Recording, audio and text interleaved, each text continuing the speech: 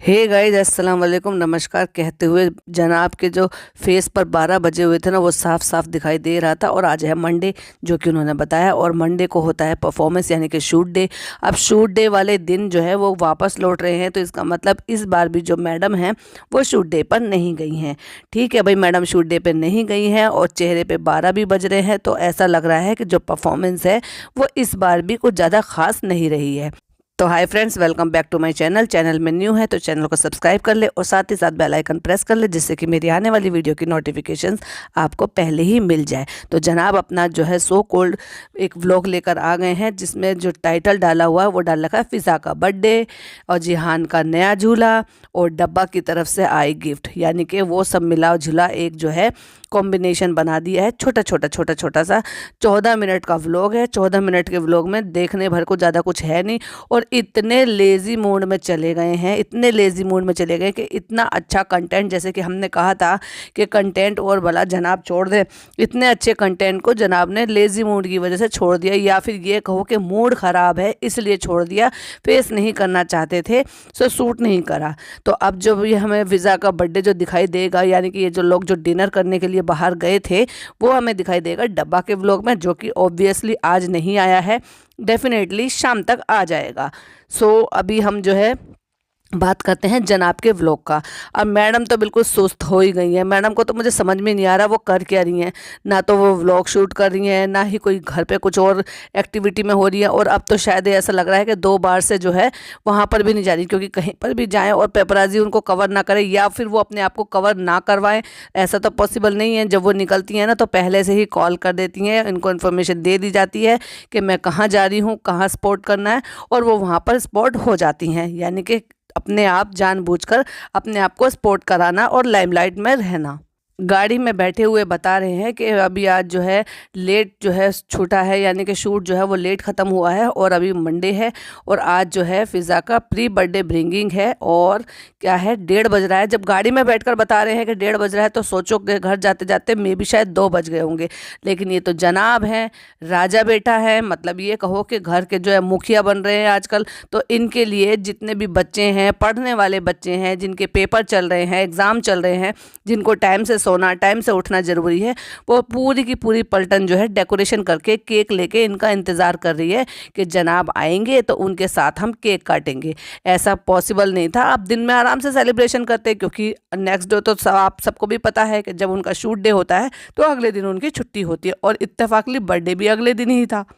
तो ये कहाँ की तुक है कि 1:30-2 बजे जो है, 1:30 बजे तो वो गाड़ी में बैठे हैं, ऐसा तो है नहीं कि कहते के साथ ही वो गाड़ी से घर पहुंच गए होंगे, तो कम से कम आधा घंटा तो उनको लगा ही होगा ना। तो 2 बजे के करीब जो है रात को जनाब घर पहुंचे हैं। जब जनाब घर पहुंचे हैं तो पूरी पलटन वहाँ पे जागी हुई उनको मिली हुई है, इवन वो छोटा बच्चा जो है वो भी जागा हुआ था। और उसके बाद जब जनाब घर पहुंच गए हैं तब उन्होंने केक कट करा है सारी लेडीज़ को इकट्ठा करके।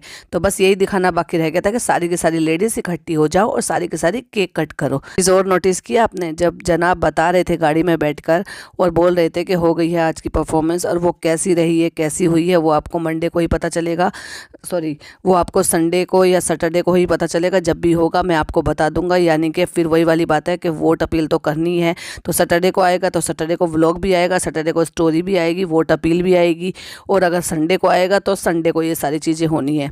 तो कहने का मतलब ये है कि जितने उदास से और जितने चेहरे पर 12 बज रहे थे ना, उससे तो मुझे यही लग रहा है कि इस बार की जो परफॉर्मेंस है ना वो भी कुछ ज़्यादा ख़ास नहीं रही है।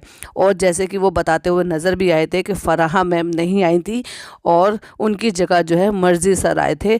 तो अब जैसे लोगों को ये लगता है ना कि फ़राह मैम ये सारे जजेस जो है इनके लिए बायस्ड हैं, राजा बेटा और बाबा, ये अच्छा पति अच्छा पापा, ये सब चीज़ें जो एक अच्छी सी इमेज बना के क्रिएट करके इनके बारे में बढ़ा चढ़ा के जो बताया जाता है कि शायद अब जो आप जो मार्क्स आएंगे या जो भी होगा वो शायद वो जेन्युइन होगा जिस लायक ये हैं। अच्छा करेंगे तो डेफिनेटली अच्छे कमेंट मिलेंगे, अच्छे ही मार्क्स मिलेंगे, और अगर जिस हिसाब से एवरेज करेंगे तो उसके अकॉर्डिंग ही मिलेंगे। तो मुझे लगता है कहीं ना कहीं कहीं अगर लोग कहते हैं कि जो फराह मैम की वजह से या किसी की भी वजह से वहाँ बायसनेस है, तो वो मेरे को लगता है कि मर्जी सर जो है वो एक एक चीज़ जो है टेक्निकली वो सही चूज़ करते हैं, और जो कि हमने देखा है कि वो बहुत अच्छे जज हैं और टेक्निकली जो भी चीज़ें होते हैं वो जेन्युइनली बताते हैं। और एक तो मुझे ये बहुत ही ज़्यादा गंदा लगता है, जैसे ये अपने बाप से बात करते हैं ना, जैसे अपने पापा से बात करते हैं, क्या हाल, मतलब कोई सलाम नहीं, दुआ नहीं, प्यार नहीं, गले में बाहें नहीं डालना, अच्छे से केयर नहीं करना, पूछना नहीं, और पापा सारे दिन क्या किया, दवाइयाँ ठीक चल रही हैं, मेडिसिन सही चल रही है नहीं चल रही हैं, फिजियोथेरेपी कैसी चल रही है, आज क्या क्या दिन में एक्टिविटी की, बस ऐसे पूछेंगे। और क्या हाल चाल, और सब ठीक, मतलब ऐसे पूछते हैं जैसे निकलते बढ़ते अड़ोसी पड़ोसी एक दूसरे को पूछ लेते हैं ना, और भाई साहब सब ठीक है क्या, इस तरह से ऐसा लगता है। बहुत मतलब मुझे अनोइंग सा लगता है ये इस तरह से इनका पूछना। और उन्होंने भी बता दिया, जो बेचारे करेंगे वही बताएंगे। वैसे तो भरा पूरा परिवार है, पूरी दुनिया की पलटन इन्होंने घर में जमा कर रखी है, लेकिन वो सारा दिन क्या करते हैं, अपने टीवी पर मूवी निकाल के, मूवी देख कर ही अपना पूरा दिन निकालते हैं, या फिर उस केयर टेकर से जो भी कुछ है वो थोड़ा सा बातें करते हैं, खाना पीना सोना, बस इसी में ही पूरा दिन निकल जाता है। इससे ज़्यादा खुश तो वो हमें जब नज़र आते थे जब नीचे रहते थे, एटलीस्ट वहाँ पर डब्बा है, फ़नी है, और वो बच्चे हैं वो कुछ ना कुछ उनसे बोलते रहते थे, उनके कमरे में आते जाते रहते थे, वहाँ बैठते थे, उनके साथ टीवी देखते थे, प्रोग्राम देखते थे। और हमने कई बार नोटिस भी किया है, जो विहान है वो कई बार उनके कमरे में ही उनके पास ही लेट कर सो जाया करता था। तो कहने का मतलब ये है कि वो अकेलापन फील नहीं करते थे, और वो अपने आप को इन्वॉल्व रखते थे फैमिली में। और यहाँ आके तो भाई एक कमरे तक सीमित हो गए, बस वो, उनका टीवी और उनका केयर टेकर। इतने सारे डब्बे देखकर कहते हैं पिज़्ज़ा मंगाया है तो पिज़्ज़ा हट से मेरे लिए डोमिनोज से मंगा लेते, क्योंकि मुझे तो डोमिनोज का पसंद है। तो वो कहती है नहीं हमने तो खा लिए थे, तो चलो भाई तसल्ली कर लेते हैं हम, जो है मैं बहुत ज़्यादा लेट हो गया था इसलिए चलो सबने खा लिया, तो कोई बात नहीं। तो मैडम कहती है ऐसे कैसा हो जाता है कि वो अपने बड़े बच्चे को भूल जाए, जिनके लिए तो वो सारी दुनिया भूली हुई है, और उनकी कोई चीज़ वो ना भूले भला।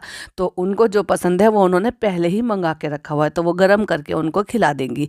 तो कहने का मतलब ये है कि हमारी जो मैडम है वो एक बार को सांस लेना भूल जाएगी, लेकिन जनाब को क्या पसंद है, क्या नापसंद है, क्या उनको चाहिए, वो उनको बिल्कुल उसमें एक बार भी डिले नहीं करेंगी। एक तरफ ये जिम जा रहे हैं, ठीक है, एक तरफ ये जो है ना बॉडी बनाने की बातें कर रहे हैं, एक तरफ ये डांस परफॉर्मेंस की बातें कर रहे हैं, दूसरी तरफ ये जंक फूड खा रहे हैं, दूसरी तरफ वो जो है पंजीरी के लड्डू खा रहे हैं। तो भाई इसको क्या समझें, ये जो ऐसे अला बला खा रहे हैं इसकी वजह से इनकी परफॉर्मेंस ख़राब हो रही है, या कोई भी जो इस तरह से प्रैक्टिस करता है या जो भी कोई अपनी फिजिक का ध्यान रखता है, मुझे तो नहीं लगता कि वो इस तरह से जंक फूड ठूस ठूस के खाता होगा। अब एक एक बंदे के फेस पर कैमरा मार कर ये दिखाया जाएगा कि फिज़ा को किसने क्या क्या दिया। तो साफ साफ दिखाई दे रहा था, हर कोई आ रहा था और वो 500 रुपये उसको दे रहा था। और पहले जो है उनकी मदर इन लॉ आई जनाब की, फिर जनाब की अम्मी आई, फिर जनाब की नानी आई, और फिर वो जो है पापा के पास नहीं जा सकते तो पापा पास में नहीं जा सकते तो पापा के पास फिज़ा चली गई और सबसे पैसे दिलवा दिए। तो भाई एक तरफ तो ये कहते हैं कि हम पैसों का ये नहीं करते वो नहीं करते, हम ज़्यादा बच्चों के हाथ में पैसे नहीं देते, तो फिर उसकी ज़रूरतों की चीज़ें दे देते ना, फिर पैसे देने का क्या मतलब है अगर वो पैसे लेने ही हैं तो फिर। और अब हम साथ साथ हैं वाला ये सब शो ऑफ करने के लिए पूछा जा रहा है अजमेर का ट्रिप कैसा रहा, जैसे कि आपको पता ही ना हो। ऐसे कैसे ये लोग बातें करते हैं जैसे फैमिली मेम्बर ना हो, जैसे भाई बहन ना हो, जैसे कोई गैर हो, या जैसे कोई अड़ोसी पड़ोसी पूछो, या कोई बहुत दूर के रिश्तेदार हैं वो पूछ रहे हो हाँ तुमने ये किया था ना कैसा रहा तुम्हारा। मतलब आपस में बात नहीं होती है क्या? आए हुए कई दिन हो गए हैं डब्बा को, कई दिन पहले तो उसका व्लॉग आया है कि पहुंच गए हैं, और रिसेंटली अभी इसका बर्थडे भी आया है। मतलब इतनी फुर्सत नहीं मिली भाई को, या कॉल पर कोऑर्डिनेशन नहीं होता, या बातें नहीं होती, या एक दूसरे की खबर नहीं ली जाती, या फिर मेहमानदारी की तरह से ही आया जाया जाता है कि जब मेहमानदारी की तरह से दावत होगी तब आएंगे। हाँ भाई दावत से याद आया, ये तो भाई के घर में खाना खाने के लिए भी दावत का नाम देते। दावत होती है दूसरों के यहाँ पे, अपने भाई के घर में खाना खाने के लिए किस बात की दावत, या भाई भाभी के साथ खाने के लिए किस बात की दावत। भाई पूछ रहे हैं हाँ तुम तो दूसरी बार गई हो ना, पहले भी गई हो ना, तो वो कहती है हाँ लेकिन मैं एक बार और गई थी आपके साथ। तो बार बार जनाब पॉइंट आउट कर रहे थे इस बात के लिए, हाँ फ्लाइट से गए थे ना, हाँ फ्लाइट से गए थे ना। और फ्लाइट का बिग बॉस के बाद ही मैडम ने फ़्लाइट ली थी, यानी कि 2018 में मैडम का जो है बिग बॉस आया था, और 2018 में ही जो मैडम ने फ़्लाइट ली थी। और अब क्या कह रही थी जब इनकी शादी हुई थी, मैं फ़्लाइट से मुझे बहुत डर लगता है, ये मेरी फर्स्ट फ़्लाइट है। झूठी, एक नंबर की झूठी औरत। इस बात का तो आज तक भी प्रूफ तुम्हारे इंस्टाग्राम पे पड़ा हुआ है, जिसमें लिखा हुआ है माई फर्स्ट फ्लाइट विद भाई या भाभी। तो इतनी मतलब ये भूल जाती है कि मैंने इसमें भविष्य में क्या क्या जो है झूठ जो है बोलने हैं, और क्या मैं वर्तमान में जो है बोल रही हूँ, और क्या मैं भूतकाल में बोल चुकी हूँ। अरे भाई, जब तुम पास्ट में इतने सारे झूठ बोल चुकी हो तुम्हें याद भी नहीं रहता, क्योंकि तुम्हें झूठ बोलने की आदत पड़ चुकी है। तो इसलिए अगर कोई कभी कभार झूठ बोलता है तो उसको याद रहता है कि हाँ यार मैंने ये झूठ बोल दिया। लेकिन जिसका रोजाना का झूठ बोलना हो ना, तो उसको याद भी नहीं रहता कि मैंने कल क्या झूठ बोला था, और मैंने आज शाम को क्या झूठ बोला था, और मैंने परसों क्या झूठ बोला था। तो आप जब झूठ बोल चुकी हो कि मेरी फर्स्ट फ्लाइट है, और वो तो सबूत आपने जो इंस्टाग्राम पे छोड़ भी रखा है, और अभी आपके भाई ने भी इस बात को दोहरा दिया कि हाँ हमारे साथ गए थे ना फ्लाइट से। तो भाई फ्लाइट की ऐसी बात है कि फ़्लाइट आप 1.5 घंटे की लें, 1 घंटे की लें, 4 घंटे की लें, फ़्लाइट का मतलब फ़्लाइट ही होता है। तो इतना बड़ा जो मुंह बना के इस तरह से डर डर के दिखाना था और ये करना था, मैं फ़र्स्ट टाइम बैठी हूँ जब उम्रा के लिए जा रहे थे, बहुत ज़्यादा अनोइंग था, बहुत ही ज़्यादा अजीब था। इसलिए मैं कहती हूँ ये लोग बहुत टोटली फेक हैं और टोटली झूठे हैं, और नौटंकी करने में तो एक नंबर की है ये डब्बा मैडम। और उसके बाद जैसे कि मैंने कहा था कि ये हमेशा जब इनके पास कुछ नहीं होता है तो वीडियो की लेंथ बढ़ाने के लिए फिर दिखा दो किसको, जिहान को, और फिर जिहान के साथ खेलते हुए दिखा दो। और आपने एक चीज़ नोटिस की, जब उसके साथ खेल रहे थे कि कितने अजीब उसको कपड़े पहना रखे थे, कि उसका जो नीचे से जो बटन थे वो खुले हुए थे सारे के सारे, यानी कि जो बॉटम था वो एक साइड से पूरा खुला हुआ था, एक पैर में पहना हुआ था और एक पैर से वो चिटकनी से खुला हुआ था, और खुले हुआ होने की वजह से पूरा हगीज दिखाई दे रहा था। मतलब कंटेंट शूट करने के मारे ये दोनों माँ पापा दोनों पगला गए हैं। इनको ये भी नहीं दिखाई दे रहा है ये बच्चे के साथ क्या क्या हरकतें कर रहे हैं, या बच्चा किस तरह से दिख रहा है, या देखने वाले क्या सोचेंगे क्या कहेंगे। जब देखने वाले एक एक चीज़ नोट कर लेते हैं, एक एक चीज़ पॉइंट आउट कर लेते हैं, तो कम से कम ये तो देख लिया करो कि तुम बच्चे के साथ क्या कर रहे हो। अरे भाई, उसके कपड़े ढंग से लगा लिए होते, उसकी चिटकनी लगा ली होती, उसका हगीज नीचे से दिख रहा है, एक साइड से पूरी चिटकनी खोली पड़ी है और एक पैर में पूरा पैर है, और दूसरी साइड से पूरा का पूरा वो खुला पड़ा है। हद है यार ऐसे माँ बाप से भी। दोनों भाई बहन में इतनी बात की भी कोऑर्डिनेशन नहीं है कि कम से कम ये तो बता दें कि मैं जो लाई हूँ ये कहाँ से लाई हूँ, या मैं जो बोलने जा रहा हूँ वो मैं सही बोलने जा रहा हूँ कि नहीं बोलने जा रहा हूँ। कहते हैं कि मेरे को जो ना कल मैंने शूट नहीं करा, कल फिज़ा का बर्थडे था, हम डिनर पे गए थे, तो मैं इतना लेज़ी मूड में चला गया कि मैंने कुछ शूट नहीं करा। और अगर आप वो शूट देखोगे तो फिर वो आप जो है डब्बा के चैनल पर देखोगे या फिर मैडम के चैनल पर देखोगे, तो मैडम लेकर आती हैं गिफ्ट, तो बताते हैं कि डब्बा मेरे लिए गिफ्ट लेकर आई है। तो वो लेकर आई है दिल्ली से मेरे लिए गिफ्ट, और वो कहते हैं नहीं नहीं दिल्ली से नहीं, ये तो हमने यहीं से लिए थे। यानी कि ये वही गिफ्ट हैं जब वो मकान का जो इन्होंने गिफ्ट बांटे थे, जो फ्लैट लिया था उसकी खुशी में जो इन्होंने गिफ्ट बांटे थे, और उसमें भाई भाभी नहीं पहुंच पाए थे। अब उन्होंने कहा था कि वो नहीं आ पाए किसी वजह से, तो उनके गिफ्ट हम बाद में दे देंगे। तो फाइनली वो टर्न आ गया है उनको गिफ्ट देने का। सो गिफ्ट खोल खोल के दिखा दिए हैं, तो भाई उनको तो गिफ्ट पसंद आ गए हैं। अब बारी आती है भाभी की। सो भाभी भी अपने सूटों से बहुत ज़्यादा खुश हो गई, क्योंकि उनको क्या चाहिए, सूटम सूट। बिल्कुल सास बहू दोनों बस ऐसी है कि सूटों पे तुली रहती हैं। और फिर बारी आती है रूहान की, तो रूहान के लिए भी वो शूज़ भी लेकर आती हैं, गिफ्ट भी लेकर आती हैं, टॉय भी लेकर आती हैं। तो भाई साहब जो है हमारे जनाब जो हैं वो और कुछ नहीं, उनको जब कोई और कंटेंट नहीं मिल रहा तो जो वो कपड़े दे रही हैं, ये जो भी सामान दे रही हैं, वो वही शूट करके उन्होंने, ये समझ लीजिए कि 5 मिनट का जो व्लॉग था उसमें से 3 मिनट तो निकाल दिए विहान को खिलाते खिलाते खिलाते, यानी कि पीछे बैकग्राउंड में गाना बज रहा है और उसको खिला रही हैं। कभी तो वो डरावनी सी आवाज़ निकाल के हमारी जो मैडम है ना वो बच्चे को हंसाने की कोशिश कर रही हैं उसके पेट पे गुदगुदी करके, और कभी जो है जनाब हाँ क्या हो रहा है क्या हो रहा है ये सब कह के। तो कहने का मतलब ये है कि बर्थडे दिखा दिया, गाड़ी का दिखा दिया, फिर उसके बाद जिहान को हंसते खेलते दिखा दिया, और उसके बाद अब ये शूट कर लिया कि अब जो वो डब्बा मैडम गिफ्ट लेकर आई है वो क्या क्या लेकर आई है। यानी कि वो पूरा कंटेंट जो है ना 14 मिनट का व्लॉग इसी तरह से जनाब ने कंप्लीट कर लिया। क्या कुछ और नहीं बचा है कब अपने आपके पास। और जैसे कि हमने कहा था कि लेंथ बढ़ाने के लिए क्या करते हैं, बस जिहान को दिखा देते हैं खेल रहा है। अब नए झूले में उसको बिठा दिया तो वो भी शूट कर लिया, चलो भाई उससे भी थोड़ी सी लेंथ बढ़ गई। और फाइनली फिर उसके वैक्सीनेशन के लिए लेकर चले गए और वैक्सीनेशन करा दिया नेक्स्ट डे जाके। और उसके बाद उसका जो है वैक्सीनेशन का सारे डिटेल बता दिया कि इस बार रोया नहीं, इस बार रो गया। और रोने से याद आया, आपने तो स्टार्टिंग में जब उसको वैक्सीनेशन लगा था तो क्या कहा था, हम पेनलेस लगवाते हैं। वो बहुत महंगे होते हैं लेकिन उनका पता भी नहीं चलता और बच्चों को साइड इफ़ेक्ट भी नहीं होते और उनसे पेन भी नहीं होता, और हम पेनलेस लगवाते हैं। जब पेनलेस लगवाते हो तो फिर ये कहानी की वो झूठ था या ये झूठ था, समझ में ही नहीं आता कि कब कौन सा झूठ बोल जाते हैं भाई बहन और कब कौन सा सच जो है वो सामने आ जाता है आपकी बातों से।